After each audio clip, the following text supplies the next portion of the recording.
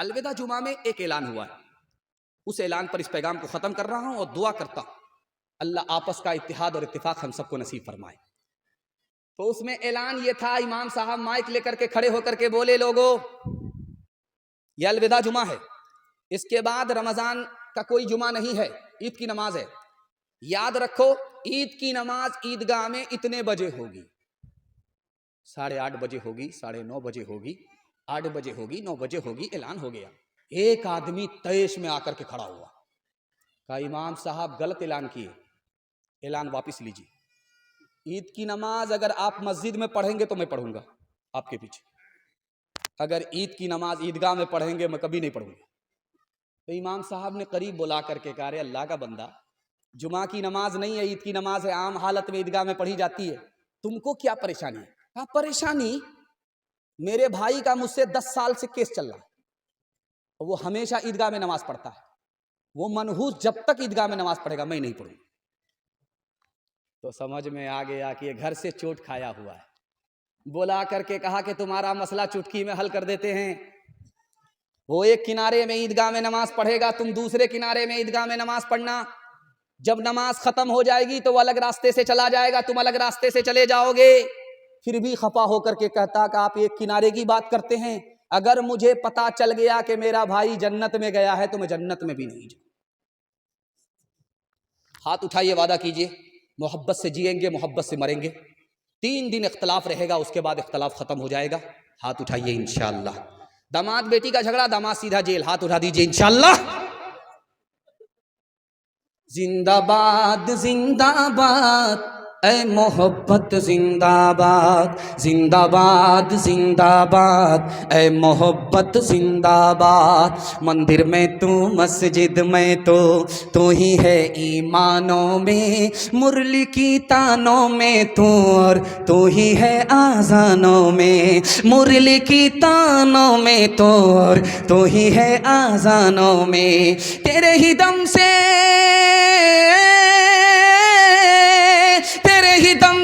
دین و دھرم کی دنیا ہے آباد، زندہ باد زندہ باد اے محبت زندہ باد، تاج حکومت جس کا مذہب پھر اس کا ایمان کہاں، جس کے دل میں پیار نہ ہو وہ پتھر ہے انسان کہاں، جس کے دل میں پیار نہ ہو وہ پتھر ہے انسان کہاں، پیار کے دشمن ہوش میں آ، پیار کے دشمن ہوش میں آ تو جائے گا برباد، زندہ باد اے محبت زندہ باد۔ ماشاءاللہ پیغام ختم ہو گیا، اور صرف 5 منٹ کے لیے میرے حصے کا جلسہ بچا ہوا ہے، عورتوں کے حوالے سے 3 پیغام، یہاں سے لے کر کے وہاں تک سننے کے لیے تیار؟ ہاتھ اٹھائیے انشاءاللہ، بہن سے زیادہ سالی پر مہربان، ہاتھ اٹھائیے انشاءاللہ۔ ماشاءاللہ ماشاءاللہ۔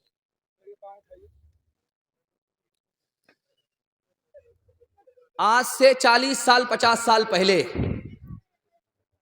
2 چیز کی حفاظت ہوتی تھی گھر کے اندر، 2 چیز کی حفاظت گھر کے اندر ہوتی تھی، ایک تھی دولت، اس کی حفاظت بھی گھر کے اندر ہوتی تھی، اور دوسری چیز تھی عورت، عورت کی بھی حفاظت گھر کے اندر ہوتی تھی۔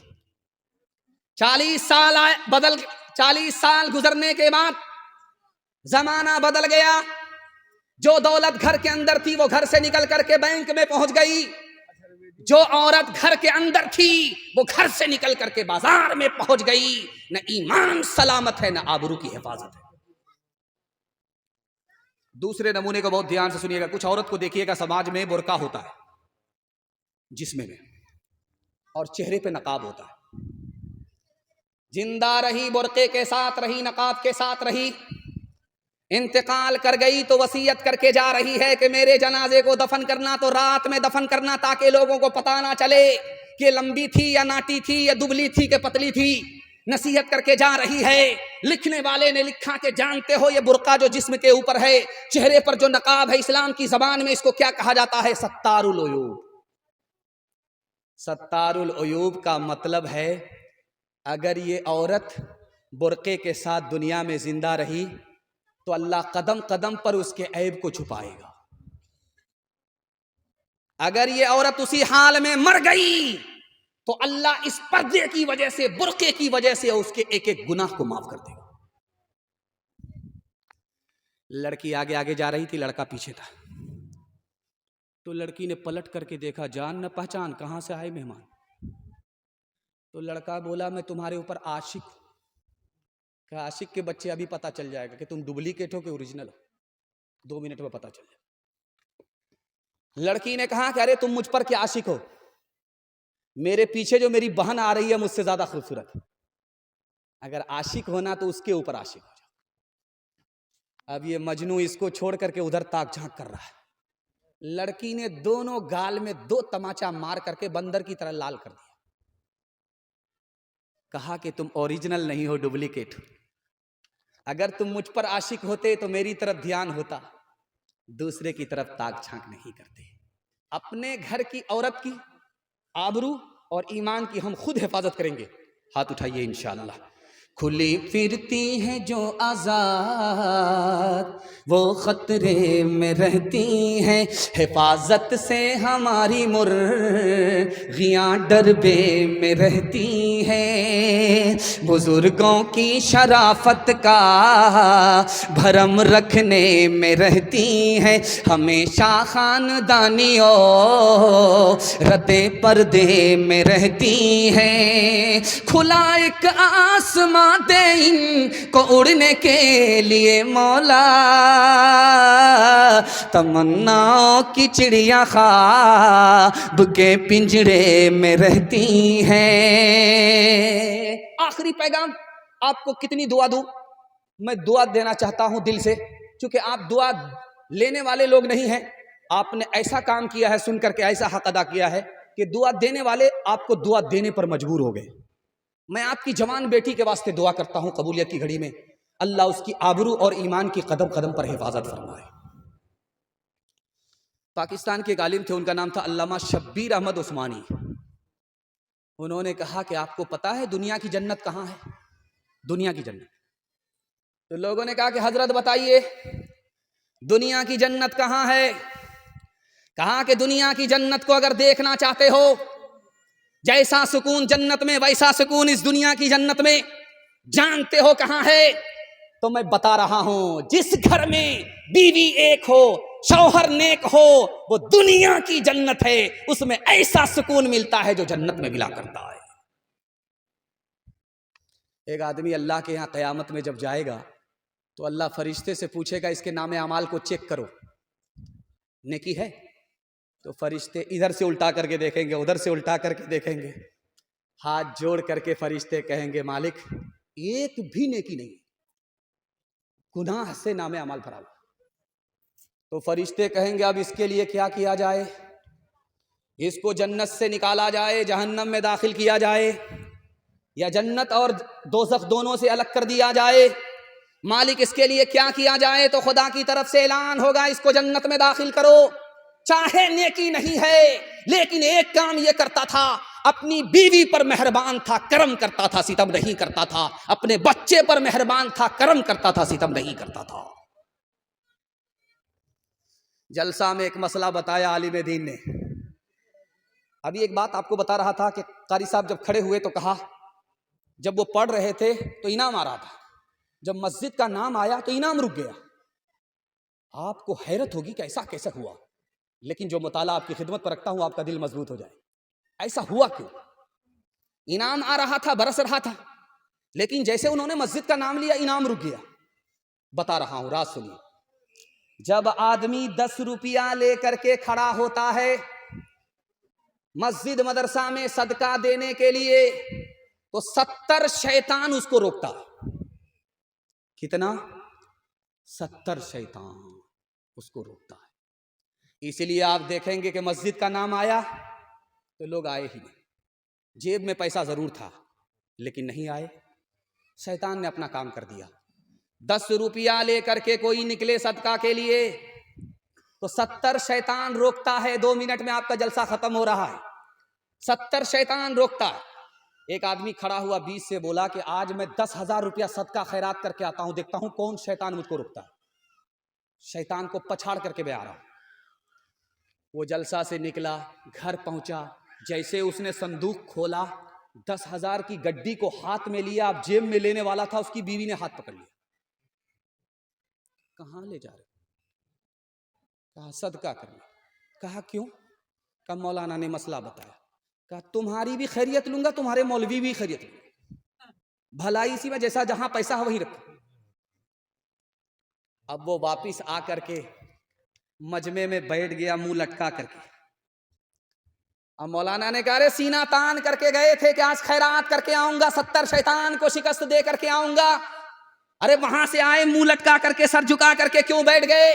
اس نے کتنی پیاری بات کہی، اس نے کہا کہ 70 شیطان کو شکست دے کر کے آ رہا ہوں، 70 شیطان کو تو میں نے شکست دے دیا، لیکن شیطان کی خالہ سے ہار گیا۔ کون کس کا حبیب ہوتا ہے، کون کس کا رقیب ہوتا ہے، کون کس کا یوں ہی بن جاتے ہیں وہاں رشتے، یوں ہی بن جاتے ہیں وہاں رشتے، جہاں جس کا نصیب ہوتا ہے، جہاں جس کا۔ جلسہ ختم ہو گیا۔ میری عادت ہے جب میں مجمع سے خوش ہوتا ہوں تو اپنی طرف سے پھاؤ دے کر کے جاتا ہوں۔ جب مچھلی لوگ خریدتے ہیں برابر ڈنڈی ہوتی، پھاؤ 2-4 ٹو دیجیے، 2-4 کے چکر میں 1.5 کلو کر لیتے، 1 کلو کا پیسہ 1.5 کلو۔ وہ پھاؤ دے کر کے میں آپ کی خدمت سے رخصت ہونا چاہتا ہوں۔ آپ لوگ سننے کے لیے تیار ہیں؟ ماں باپ کی خدمت کریں گے؟ ماں باپ مر گئے، دعائیں مغفرت کریں گے؟ ہاتھ اٹھائیے انشاءاللہ۔ بوڑھا پیچھے پیچھے چل رہا تھا، جوان آ گیا۔ اللہ کے رسول نے روک کر کے پوچھا یہ بوڑھا کون ہے جس تمہارے پیچھے پیچھے چل رہا ہے؟ کہا میرا باپ ہے۔ کہا سبحان اللہ، اگر یہ تمہارا باپ ہے تو باپ سے آگے مت چلنا، اگر یہ تمہارا باپ ہے تو باپ سے پہلے مت بیٹھنا، اگر یہ تمہارا باپ ہے بیماری اور بڑھاپے کی وجہ سے کپڑے میں پیشاب کر دے، اس کے کپڑے کو اس طرح دھونا جیسے بچپن میں محبت سے تمہارے پیشاب کو دھویا ہے۔ بیٹا نافرمان ہوا، دوزخ میں پہنچ گیا۔ اس کے ماں باپ اپنے ماں باپ کے نافرمان ہوئے، وہ دوزخ میں پہنچ گئے۔ آخری مثال، پیغام ختم کر رہا ہوں۔ تو دوزخ میں بیٹا بھی جل رہا ہے، ماں باپ کو دیکھ رہا ہے، ماں باپ بھی جل رہے ہیں، بیٹے کو دیکھ رہے۔ تو بیٹا خدا سے کہتا ہے مالک میں آگ میں جل رہا ہوں، مجھے اس کی کوئی پرواہ نہیں ہے، لیکن میرے ماں باپ آگ میں جل رہے ہیں، میں بہت شرمندہ ہوں۔ میرے خدا میرے ماں باپ کو میرے ماں باپ کے گناہ کو میرے سر پر ڈال دو، میرے ماں باپ کو جہنم سے نکال دو، جنت میں داخل کر دو، ماں باپ کے گناہ کی سزا مجھ کو دو۔ تو خدا کہے گا لو بھائی سبحان اللہ، یہ تو ماں باپ کا دنیا میں بہت بڑا نافرمان تھا، اور آخرت میں یہ اپنے ماں باپ کا طرفدار بن کر کے ماں باپ کو دوزخ سے نکالنا چاہتا ہے۔ خدا بولے گا کہ تمہاری ادا مجھ کو پسند آئی، چلو تم اپنے ماں باپ کے ہاتھ کو پکڑو، ماں باپ کے ساتھ جنت میں چلے جاؤ، ماں باپ کے خیر خواہ کو میں دوزخ میں نہیں رکھا کرتا۔ ہاتھ اٹھائیے، وعدہ کیجئے ماں باپ کی خدمت ہوگی انشاءاللہ، بیوی جب مر جائے گی تب خدمت ہوگی انشاءاللہ، شادی سے پہلے ماں باپ کو، شادی کے بعد ساس سسر کو کما کر کے کھلائیں گے انشاءاللہ۔ وہ تھے محروم، ماشاءاللہ، اللہ ان کے صدقے کو قبول فرمائے، ان کی عزت آبرو کی قدم قدم پر اللہ حفاظت فرمائے، فاطمہ اور عائشہ کا نمونہ بنائے، جنت جانے والی، جنت لے جانے والی بنائے۔ وہ تھے محروم مگر تجھ کو پڑھایا بھی ہے، ہوں پسینہ تیری خاطر تو بہایا بھی ہے، ہوں پسینہ سر اٹھا کے جو تو رہتا ہے آج شام میں، سر اٹھا کے جو رہتا ہے تو شام میں، یہ تیرے باپ کا صدقہ ہے اس قابل بنایا ہے، یہ تیرے باپ کا